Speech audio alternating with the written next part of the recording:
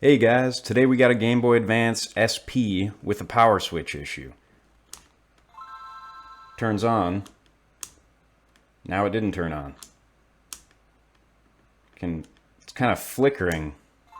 Worked that time. Sometimes it turns on, sometimes it doesn't. It appears to have to do with how hard you switch it on. If I do it very lightly, it comes on. But if I give it a good flick, a lot of times it won't turn on like that. I'm hoping it's just a dirty switch. We can clean it out and resolve this issue, but I guess the other option is we might need to replace it. The other thing is that I'm having to hold the battery cover on here because that screw, I cannot get it to screw in. I think in this hole there's supposed to be a square nut behind this that would receive this threaded screw here, but it's probably missing in there. Whoever may have taken this apart to try and fix some issues, lost it, didn't put it back in, whatever. So we'll have to deal with that too. But mainly, the point of this video is to focus on fixing this power switch, because it's not working properly. So let's take it apart, see what we can do.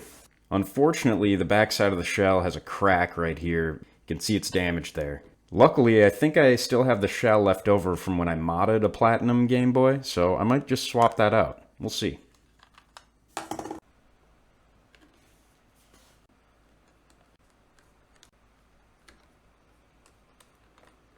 I should also say you do need a tri-wing screwdriver for these screws. As I suspected from before, here is where there is normally a square nut for the battery cover screw to engage with. It is missing, so we're going to need to replace that. I'll start simple and use some rubbing alcohol to just clean out that power switch.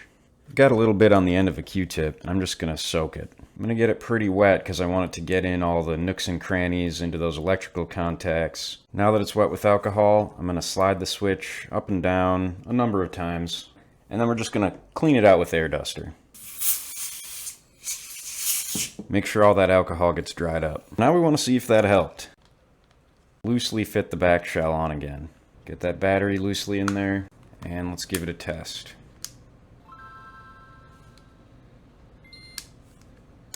We do not appear to have solved the problem.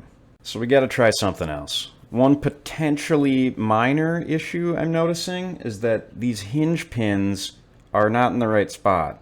They're kind of pressed against the metal housings of these two connectors. These are the springs that return the shoulder buttons when you press them. They should be on this side of the shell, and those lower halves of the springs go into these little receivers here. So I'm going to just take those out and see if that does anything. I really doubt it'll make an impact, but it needs to be fixed anyway.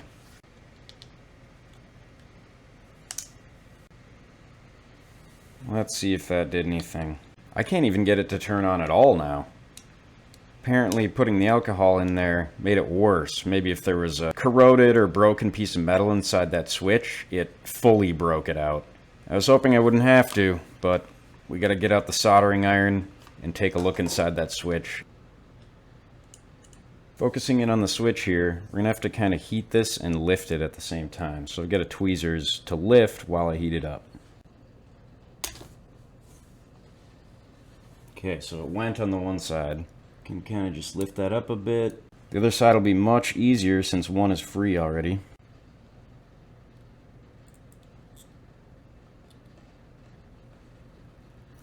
Now we can take the plastic out and see what it looks like. Okay, that's not that bad. This might actually be salvageable. You can kind of start to see how this works. On the white piece, there's two springy metal clips, and those contact with these pads inside the black body of the switch. And as it slides, it makes and breaks contact among these different pads. These pads appear to be corroded, but maybe not beyond the point of saving. So I'm going to try and clean them off. What works really well for this is a pencil eraser. This one is from a mechanical pencil. You can see that the diameter is too large to be able to fit down and wipe those contacts, so I'm going to have to cut it into a smaller shape. So here I've made something of a chisel tip pencil eraser. I grip it with my tweezers and just start erasing on those contacts. I can already see them starting to brighten up. So that now actually looks very good. I'm going to blow it out with air duster to get any eraser debris out of it. What's also important is that we clean the contacts on the white piece. And clean it with the air duster. It's harder to see on the camera, but this did clean up pretty well. The last thing I'm going to do to make sure that the contacts hit properly, you can kind of see, if you look closely, they're not bent at the perfect angle, so to speak. The one on the right hand side is angled up more than the one on the left hand side. I'm going to bend them both up so that hopefully they hit the contacts inside the switch body a little bit better. So I'll just grab one of the little clips with the tweezer and just bend it up. Not going to go too crazy because I don't want to break it. Same thing on the other side. And now from the side view you can hopefully see that they're sticking up further and are more symmetrical. Let's see if that did the trick. We'll put this back in. Grab the grounding tab from before and put that back on. Try and tack one side. And on this one, I'm going to actually push a little bit because we need to get that metal piece back into the slot on the black piece. And that felt like it went. Let's test out the slide. Feels pretty normal. All right, let's zoom out and give it a shot. Softly turn it on. Still turns on. Turn it on very quickly. Still turns on. Looks like that did it. So it ended up just being a dirty power switch on the inside. We cleaned it out and now things are working well. We'll get those shift buttons back on and put it all back together.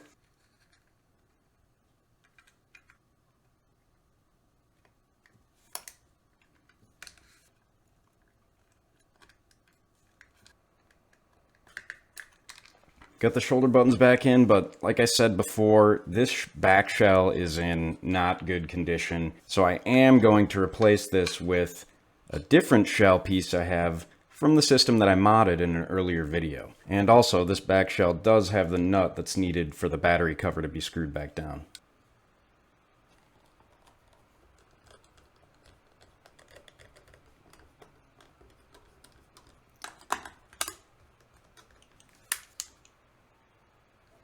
Yay, it works.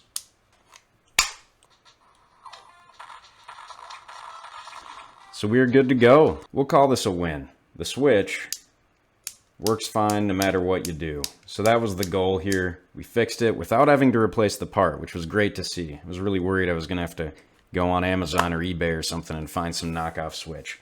But we didn't need to take it there. I hope this video helped you out. I don't think this issue is all that uncommon, the switch not working at all or working intermittently, as was the case on this unit. The severity of the issue can vary. I would say this one was medium. We didn't need to replace the whole switch, but we did need to partially disassemble it and clean it off to get it to start working again. Yours could be as simple as dousing it with alcohol and rubbing it down, blowing it off with air duster like I tried at the beginning. It's hard to say. I'm sure every case is different. But anywho, glad we got this fixed, and that's all I've got for today.